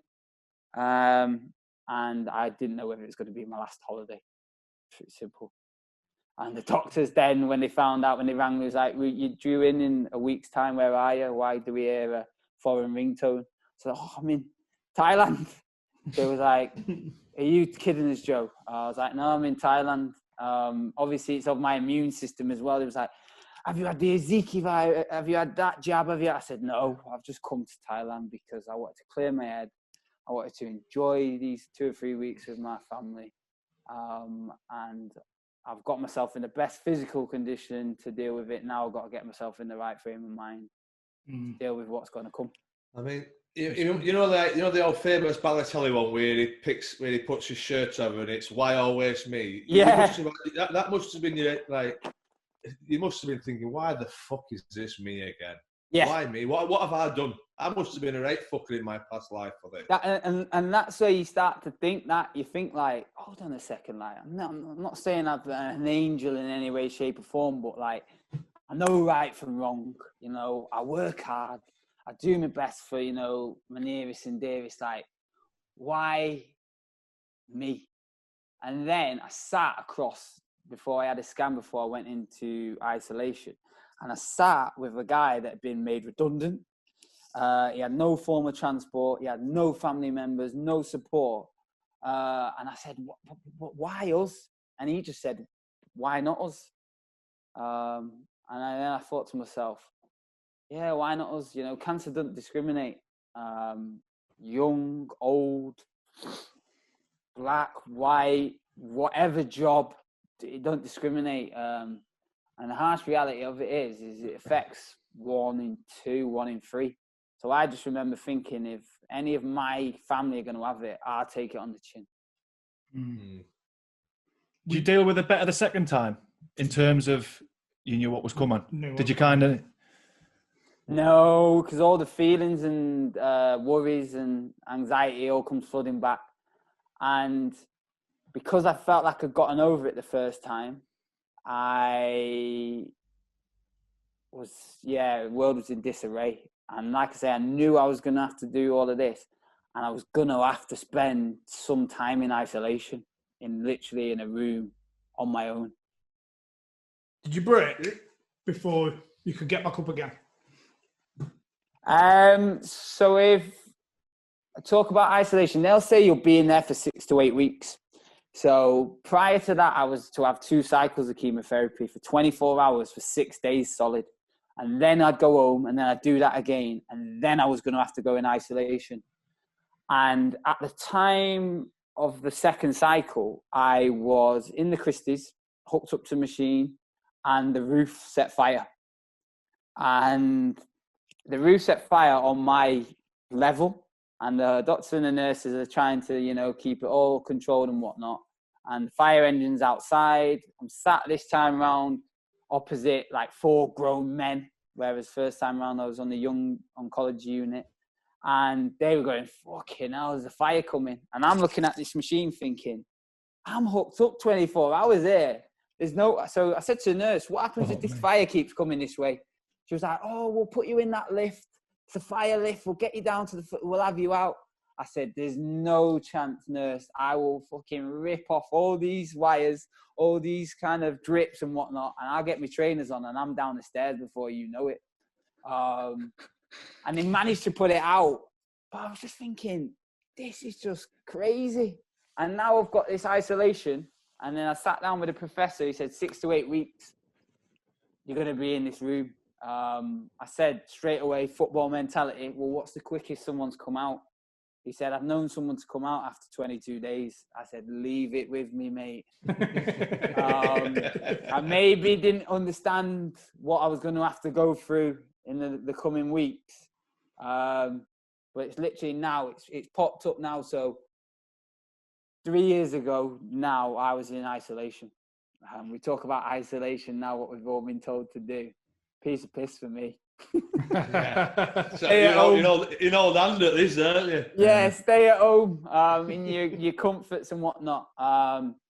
That's where I changed my diet. I changed my diet overnight, went plant-based, went vegan. I had to strip it all because I did a load of research into tumours, acidity, alkaline and all of that, and thought that's going to work for me. And yeah, it was hell on earth. Talk about nearly breaking.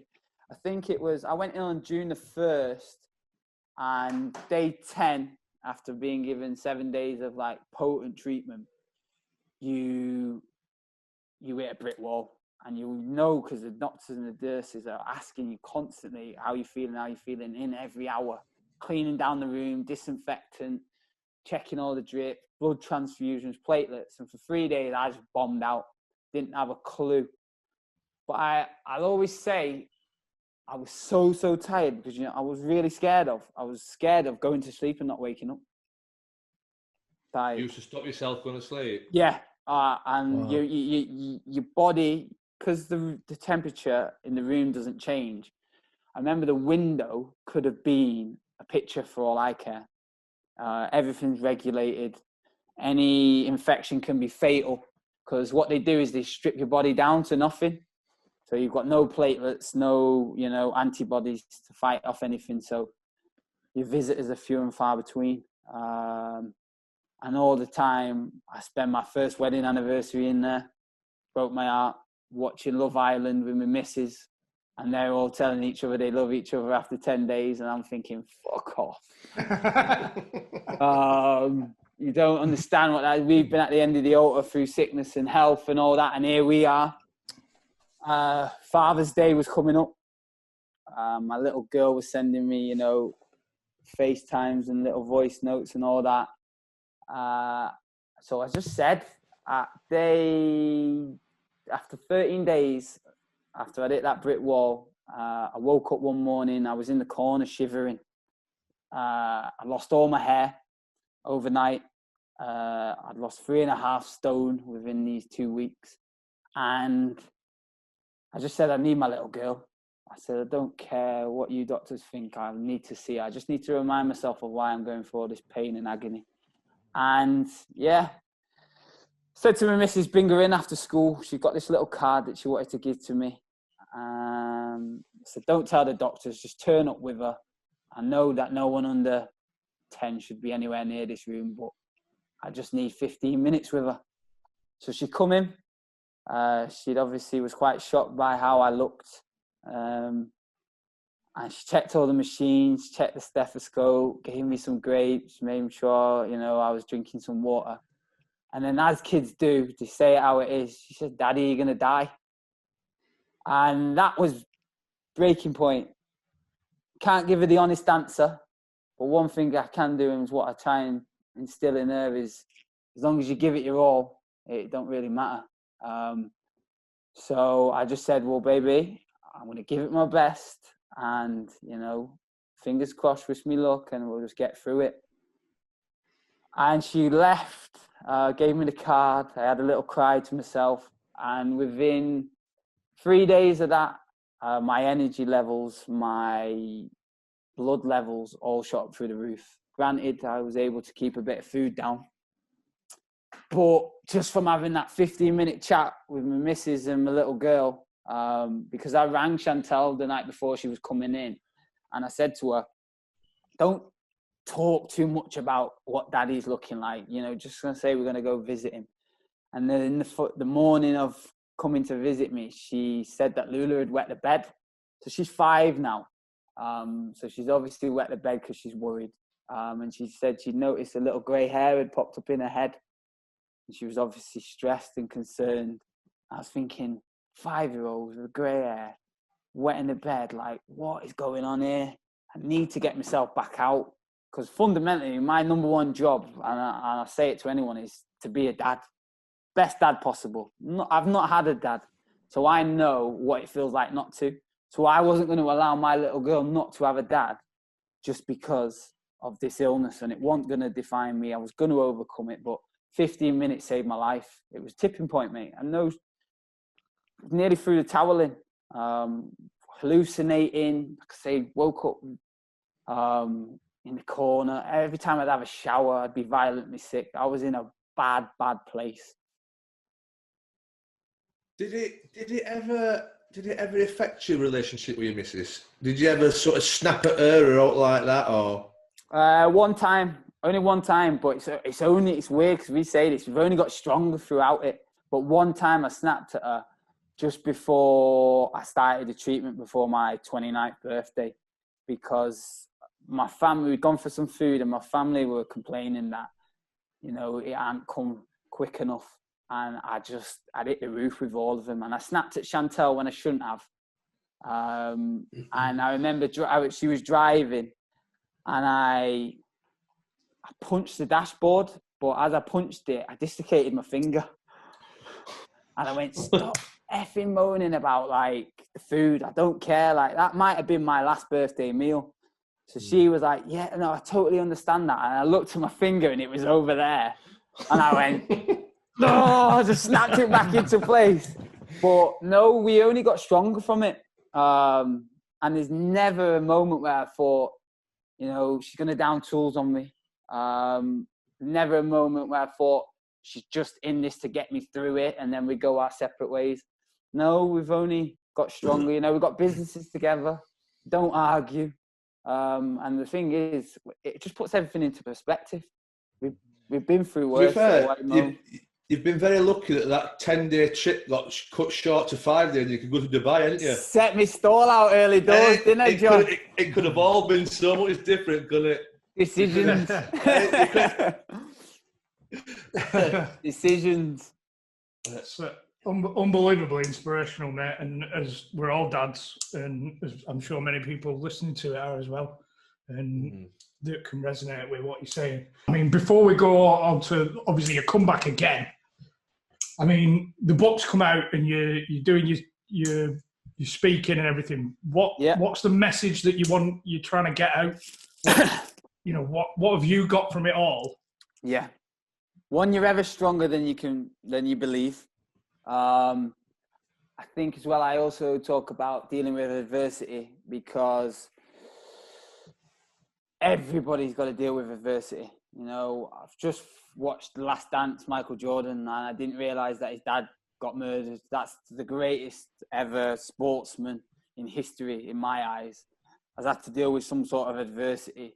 So I try my best now to give coping mechanisms and strategies and tools to overcome that. So resilience tends to be the theme for mine. And I'll always say, like, you are stronger than you actually think, but you just have to dig a little bit deeper at times to overcome certain things. By the way, you didn't shush the crowd, did you, when you scored that goal, the famous goal? The famous goal? No, I didn't shush the crowd. So that for me was amazing. It was amazing. Yeah. Did you think you were going to come back again? Oh, yeah. I knew once I got put into remission, I knew that I was going to get back to playing football. And this time was different. I didn't want to prove anybody wrong. I wanted to prove myself right. So I just wanted to score one more goal. Just get that feeling of it in the back of the net in a proper game, one last time. I didn't think it'd pan out how it panned out. Fairy tale on Sky, the only game on Sky. We're in relegation zone. It's kind of the ultimate survivor, make sure everyone else survives. Oldham go down. I'd been on trial at Oldham previously, and they told me no, there was no contract there, so I could have gone shush. Actions speak louder than words, don't they? Yeah. I didn't understand the enormity of that goal, though. I only realised Sky, I was in a zone the week prior to it. Like, big on music, love listening to music. I wasn't training nowhere near as much as I'd like to. I was training once, twice a week. And then the rest was just in the gym, ticking over. And I knew possibly it could be my last game. Like, Rochdale had looked after me. And this was potentially going to be my last game. So when he told me I was on the bench, pissed off at Keith there. And I just remember warming up like this in front of him all the time. And then 65th minute, he put me on, and then 4 minutes later scored the goal. Yeah, that goal that everyone remembers. Wow. That moment. Unbelievable. That's like keeping the club up. That must have been just like the ultimate, it was worth it. Yeah. From a football point of view, obviously your family, your wife and your little one. But from the football point of view, it was all worth it. Yeah, everything. Because even that second rehabilitation, I went back into training 9 stone, bald, weak. I remember going in the gym, and the physio took me in the gym. He literally held my hand, and like saw all the lads, and they were doing a little spin class, and Ian Henderson, the captain, brought over some pink dumbbells, the little 2 kgs, and was like, fucking hell, JT, we got some work to do. But they all started laughing, and I was like, yes, back to normal. But it was. But that's what you needed. I imagine that's what you needed. Yeah, so you're not like. I was so used to being like mollycoddled, looked after, wrapped up in cotton wool, and even down to my last visitors on the day that I left isolation was Nicky Adams, who had been with at Bury and Rochdale prior, and Brian Barry Murphy. Old left back. No, Nicky Adams. No, that's Nicky Nicky. You should know Nicky, lad. He's got a voice like a foghorn. But he came in. Northampton, there. Yeah. So Nicky come in, and Murph come in at the same time. Bear in mind, my visitors, few and far between. And Murph must have got sent in by Keith to have a look at me, because he wouldn't have been able to face it. And Murph, when he came in, was like, dipped his head in, like through the door, because you have to wash yourself down properly. So I could hear someone washing themselves down outside. And he popped his head in, he whipped it back out. And I said, Murph, come in, mate. He was like, Irish guy. He's like, fucking hell. I've been on marching the corridors for the last half an hour just to get myself ready to come and see you. I said, come in. I know I'm looking like a bag of shit. Nicky comes in 5 minutes later. Boom, right through the door. I was like, Nick, you got to wash yourself down, mate. Rubs my head. Bear in mind, I've got hardly any hair. So, how are you, lad? Gives me a kiss and that. I'm like, Nicky, go outside and wash yourself. Like, but that normality and that chalk and cheese and just being in and around lads again was what I needed. So for the 6 to 9 months of that rehabilitation, I couldn't get myself into that training room and training ground fast enough. I just loved it. See, were your daughter on the pitch after the game as well? That must have been... Yeah. That was so... I dropped her off at my mum's prior to it. And she played The Greatest Showman. This is the greatest show. Yeah. So we've all heard it now, kids, we've heard it 1,000 times. I remember listening to it and I dropped it off. I played it again and it's talking about overcoming scars, blah, blah, blah. And as I left her at my mum, she said, make sure you get me on the pitch after the game, as they do. And you're thinking, well, we better win it. Or there's no chance you're going on the pitch. It's hard enough asking the gaffer or the groundsman to give you 15 minutes on the pitch after a game anyway. So yeah, when we find out that we obviously stayed up after 6 or 7 minutes of waiting for Oldham's result, and it came in, Sky cameras in front of me, man of the match, all of that. And then all the fans just ran onto the pitch. They all just ran past me. I've got my little girl on my shoulders, just walking around. They all just ran past me. Like, none the wires are just absolutely like pandemonium. And for me, it was just about having that little moment with my little girl, because I'd made her a promise that I'd get myself out of that hospital and I'd get back to playing football and I'd get her on the pitch as soon as possible. Goose pimples there, lads. I know. Goose pimples. Unbelievable, mate. Do you know, like, it's what we love, though, isn't it? We talk about promotions. You want your family to come on with you. It's about creating memories, isn't it? I mean, most dads will be there. Like, I mean, most dads will be the kids' inspiration. But I mean, your little girl's got like just a totally different level to look up to, hasn't she? Set the bar high. I'm thinking this for boyfriends in the future. We've all seen Bad Boys. Me and my brother will be chitty chitty bang bang at the door when the first boy knocks on the door for Lula. It's creating that legacy, isn't it? But yeah, she does. She kind of sees me as a superhero at times without a cape. So now then, do you still have to go and get tested every so often now, or? Yeah. So I should have been in literally this week gone. But we just had to do it over the phone. I have to go every 6 months now. So we're 3 years on.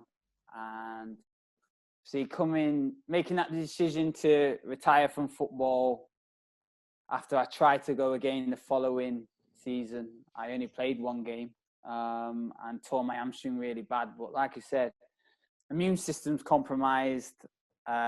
Nerve damage, and I shouldn't have been anywhere near a football pitch. So after sitting down with a specialist, I just said, you know what, I think maybe pushing my luck now.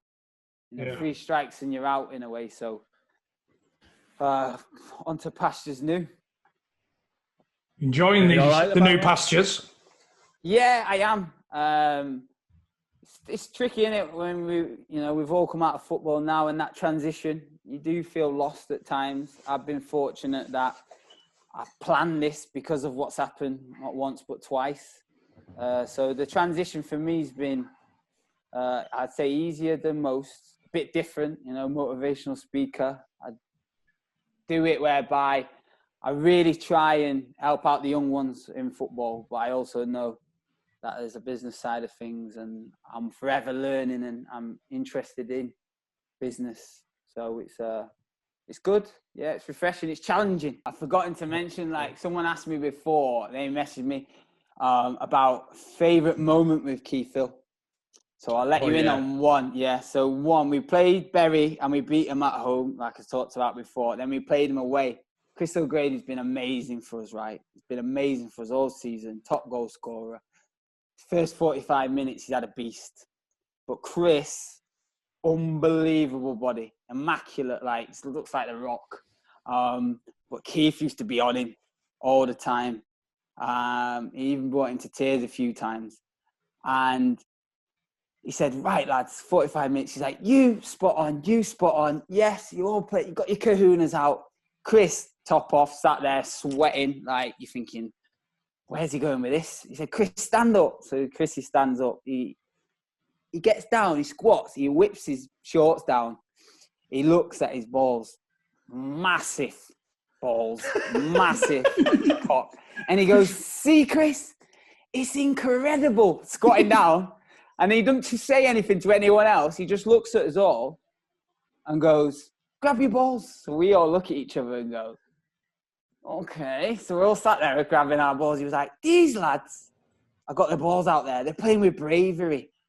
But you, Chris, you need to find them. But I can see them, but you need to find them. And Chris is like this. So he pulls his shorts back up and goes, okay, gaffer. Is that okay? Yeah, okay, gaffer. And everyone's looking at him like thinking, you are entitled now to just go bang, Chris, just whack him. Like, he'll probably love it. But it was like, I can't believe you got the eye line. Wow, he did. He's got down proper little squat. I was like, I think, it happens so quickly that you think to yourself, I would do this. I want to speak to me like that. There's no chance I'm getting my balls out.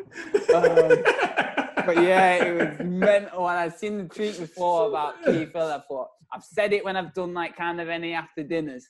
I don't know if it maybe crept into the book in a softer light, but I was like, wow.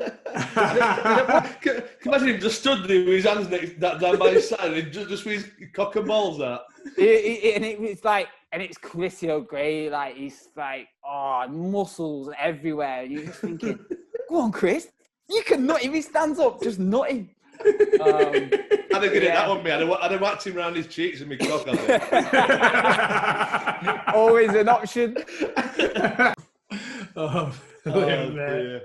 Brilliant. I've just got his vision of Keith Hill stood looking at his balls there like that. Every time I went back to the Bury changing rooms and played like there after, I always used to think, wow, that was the crime scene. Did he go out and score second half, or? He didn't, but he got us promoted, so it was big hugs for Chris O'G. Paid off. It paid off massively, mate, yeah. Man management at its finest. Oh, brilliant, mate. Cheers. Top man. Cheers, mate. Thank you. Oh, my pleasure. I'm just about to say he's quite loyal though, Keith, because he took O'Grady to Barnsley as well, didn't he? Yeah, he did. And I was thinking to myself, better have got a decent whack here, because if he thinks he's trying to get your balls out again, you better be getting paid decent money. But yeah, loyalty is massive for Keith. He's old-fashioned. Honesty, loyalty, hard work. And then sprinkle a little bit of magic now and again and see how you get on. He's out of order coming for your gear, mate, because I've seen him, them jackets that he wears. Well, I personally think, and I'm not going to take credit for it, because he's seen my gear, he's kind of wearing what Joe Thompson wore 10, 15 years ago. Bang out of order. Loud and proud. Right, take it easy, mate. Stay safe. Right, Thank you been a so pleasure, much. guys. Thanks so much. Cheers, and by mate. the way, make sure you don't get Albie on this ever again. I'm fed up of hearing Albie, what about this? Look at the views that this one's done, blah, blah, blah. Salt and pepper. He even tried to come for me with the salt and pepper. He's like, I know it's a little... I said, Albie, I've lost this twice, mate. I don't give a shit about my hair. It's an absolute perler. And the last time me and Albie went out together, let's see, I don't think he mentioned it on that one. We was in Tenerife, pre-season, just gone or whenever it is now. grafted all week, not had a night out. We get to have a night out. He says, go out, have a blowout, lads. Me, Albie, and a few others ended up at a festival in the middle of Tenerife, one of the best nights of our lives. And I knew then I was going to retire sooner rather than later. Full of Spanish people everywhere, and we were just living. 40-year-old as well, you know. Oh, mate, and he's the worst one. He's like Peter Pan, big kid. He's the worst one. We've worked hard all week. We need a little blowout. I'm like, yes, you're right, Aaron. All in proportion. Yeah, absolutely loves it. And credit to him still going, because he's another one. Yeah. Work hard, play hard. I couldn't do the playing hard. Like, I just had to work hard. But some of them can. They're a dying breed nowadays. The lucky ones. The lucky ones can. Yeah. All right, fellas. Top Absolute man, pleasure. Mate. Thank you very much. Thanks a lot. Cheers, buddy. Take it easy. later. Stay safe as well, yeah. Take care, mate. Thanks a And lot. you, mate. Look after yourself.